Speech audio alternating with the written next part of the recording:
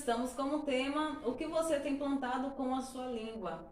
Ou seja, né, que tema é esse, né? Esse tema, ele tem, né, manifesto em nossas vidas dia a dia, sem que nós às vezes percebamos. E vamos dar um exemplo aqui, vamos supor que a nossa língua, ela é um instrumento, como uma enxada, como, né, uma enxada, qual é a função dela, para quem não conhece? Uma enxada, ela tem a função de abrir terras, de arar terra, de cuidar da terra. E esse instrumento, a enxada, ela tem a função de abrir buracos para que ali seja lançada a semente, para então assim germinar e crescer e produzir frutos. E assim não é diferente para com a nossa língua. A nossa língua, ela tem a função, né, de abrir, né, espaço para ser semeadas sementes. E essas sementes são as nossas palavras. Amém? E nós vamos ver como é que a Bíblia descreve, né, a língua dentro da palavra do Senhor. Livro de Tiago, capítulo de número 3, versículo de número 5, nos diz assim: assim também a língua, pequeno órgão, se gaba de grandes coisas. Vede como uma fagulha põe em brasas tão grande selva. Olha só, olha o potencial que a Bíblia diz. O versículo de número 6 nos diz assim: ora, a língua é fogo, é mundo de iniquidade. Olha como Tiago retrata a língua. A língua está situada entre os membros de nosso corpo e contamina o corpo inteiro. E não só põe em chamas toda a carreira da existência humana, como também é posta ela mesma em chamas pelo inferno. E o versículo 9 nos diz, o versículo 8: a língua, porém, nenhum dos homens é capaz de domar. É mal incontido, carregado de veneno mortífero. Com ela, bendizemos ao Senhor e Pai. Também com ela, amaldiçoamos os homens feitos à semelhança de Deus. De uma só boca procede bênção e maldição. Meus irmãos, não é conveniente que essas coisas sejam assim. E aqui é como o Tiago, ele vai descrever, né, a língua e o poder que ela produz. Então, Tiago tem a língua como uma fagulha de brasa, a qual ela posta em uma mata, ela é capaz de incendiar muitos estádios. E a palavra do Senhor, ela nos instrui a este respeito, para que nós tenhamos muito cuidado, muita cautela, porque na língua ela contém dois poderes, né? Na língua, a língua contém dois poderes: o poder da vida e o poder da morte, né? E isso a Bíblia vai descrever perfeitamente. Provérbios, capítulo de número 18, versículo de número 21, é a base, né, desse tema. Provérbios 18, versículo de número 21, nos diz assim: a morte e a vida estão no poder da língua. O que bem a utiliza come o seu fruto. A morte e a vida estão no poder da língua. O que bem utiliza come do seu fruto. Olha aí, né? Vou só fazer uma pequena analogia aqui, né? Essa analogia pessoal. Né? E eu coloquei assim: as palavras é as sementes, o corpo é a terra, a alma é a água e o espírito uma bomba vitamínica que dá o crescimento às sementes. Então, o que eu quero dizer com isso é que as palavras, elas são sementes. E para que ela germine, ela precisa de uma terra. E independente de como essa terra vai estar, e se essa terra ela for bem preparada, não for bem estruturada, essas sementes que foram lançadas nessa terra, certamente vai ser um fruto não muito bom, não de boa qualidade. Então, nós temos que ter muito cuidado, porque o poder da nossa palavra afeta a três dimensões do homem, né? O corpo, a alma e o espírito. E isso, né, Provérbios vai descrever muito bem isso, no capítulo 16, versículo de número 24, vai estar escrito assim: palavras agradáveis são como um favo de mel, doces para a alma e medicina para o corpo. Olha aí o que a palavra do Senhor nos diz. Palavras agradáveis são como favo de mel, doces para a alma e medicina para o corpo. Aqui atinge, né, o corpo e a alma, a palavra boa. Da mesma forma que a palavra boa atinge o corpo e a alma, as más palavras também atingem o corpo e a alma. Então nós temos que ter muito cuidado, porque com uma palavra nós temos poder para fazer com que a pessoa, com que a terra produza bons frutos e também com que produza mais frutos. Então, é necessário que nós tenhamos cautela com nossas palavras, né? E também Provérbios 15, versículo de número 4, vai estar escrito assim.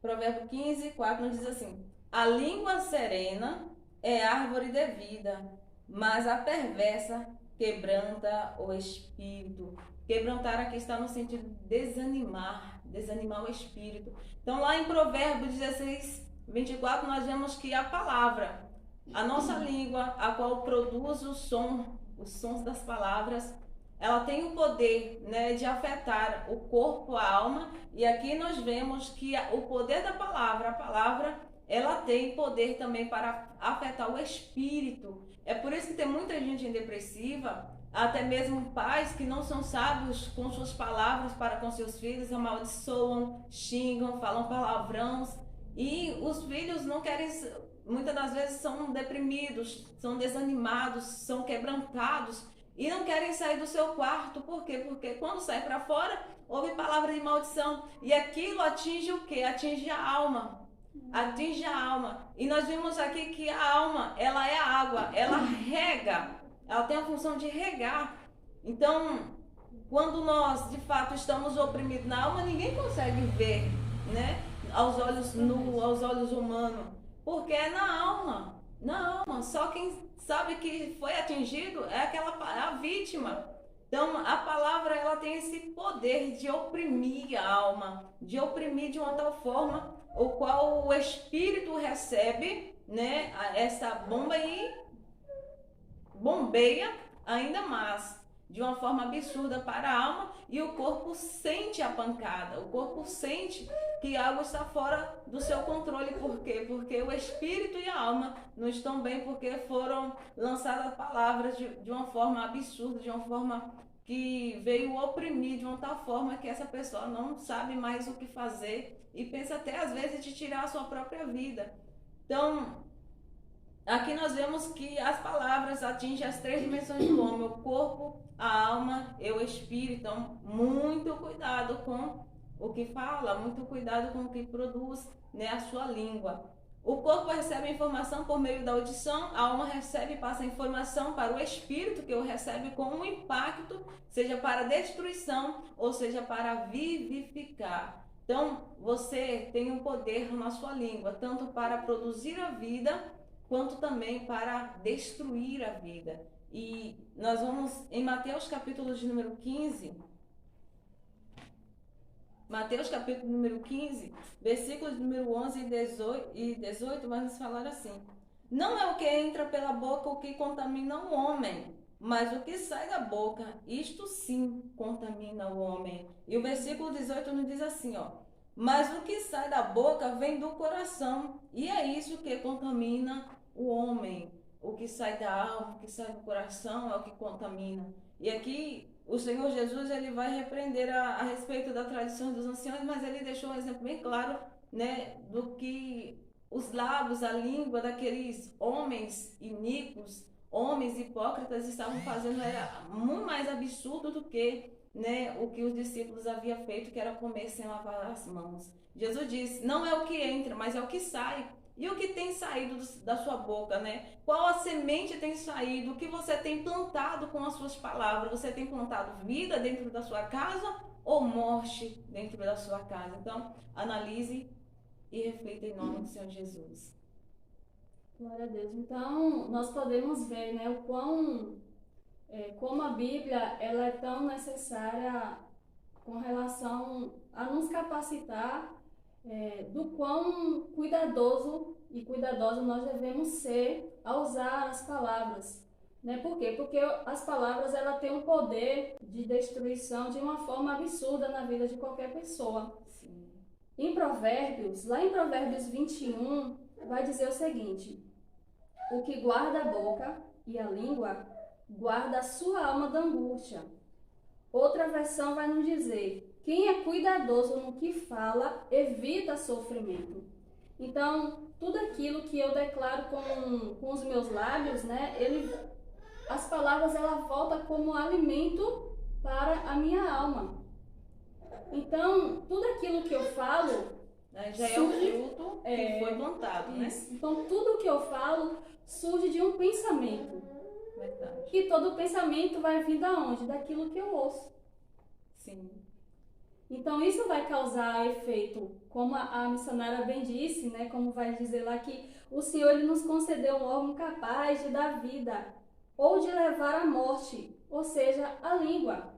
Ela tem o poder de nos conduzir tanto para a vida ou como para a morte. Então, por isso que é necessário nós termos as palavras certas e de usarmos as palavras certas. Mas como que a gente vai fazer isso? Usando as palavras de Deus, que é a verdade, é a única palavra certa e verdadeira que vai nos conduzir à vida.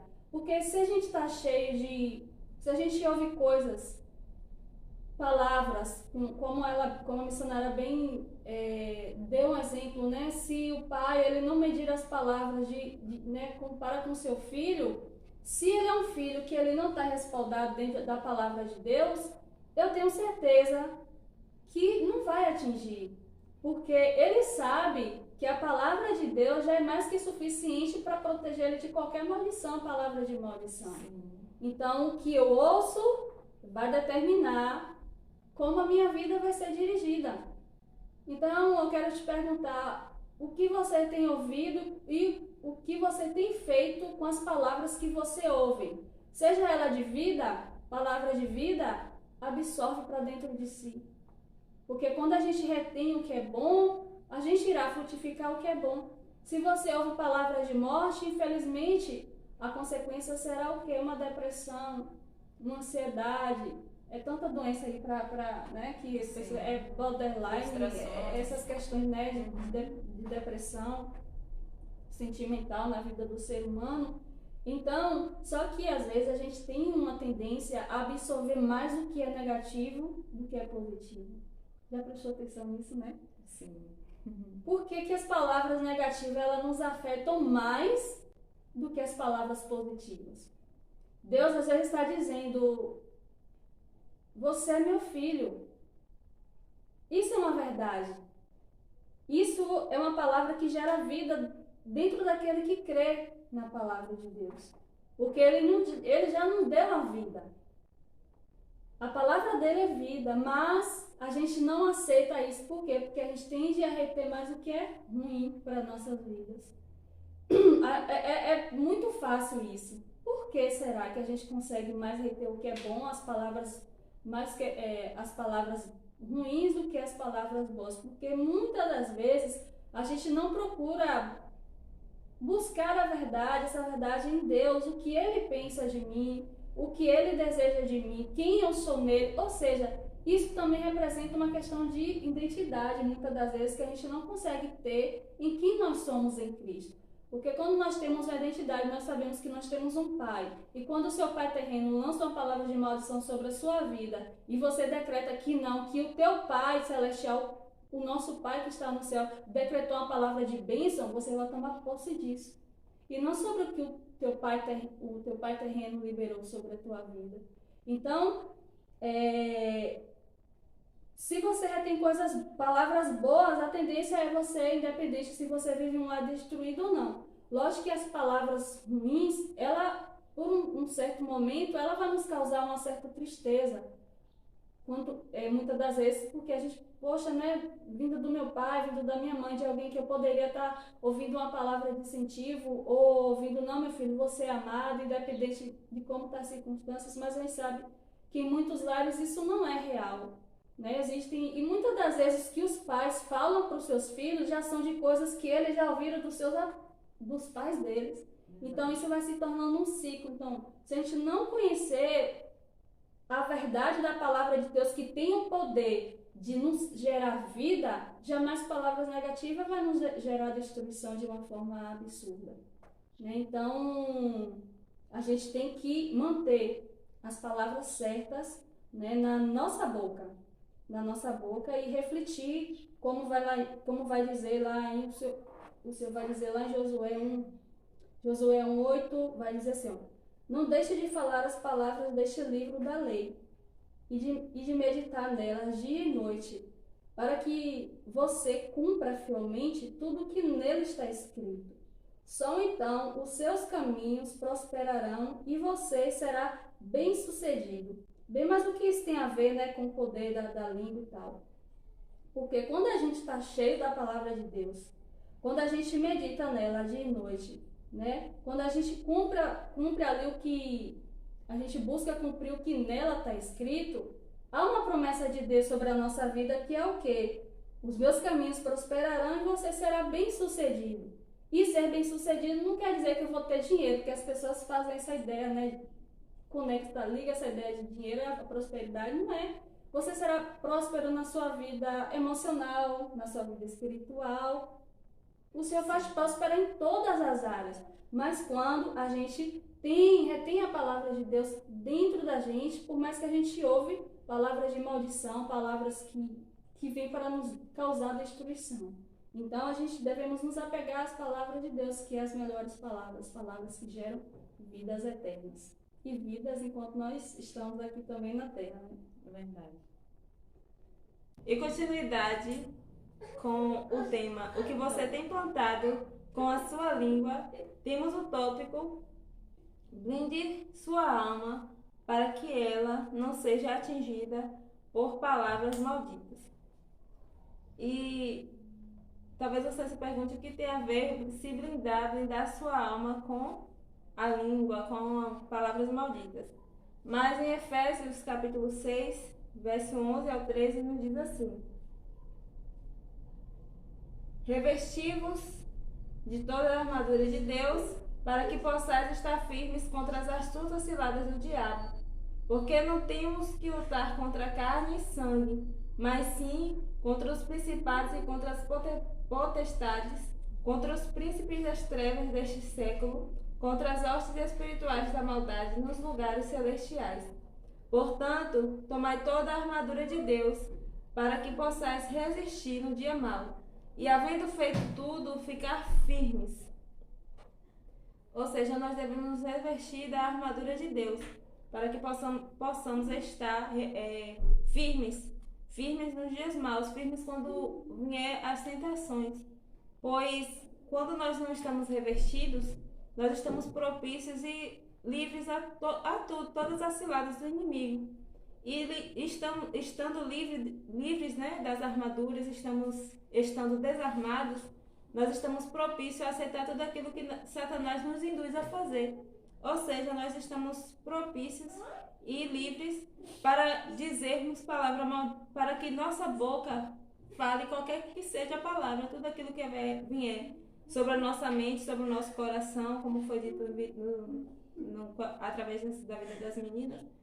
Nós iremos dizer, nossa boca irá falar, porque nós não estamos, né, revestidos, firmes na palavra do Senhor.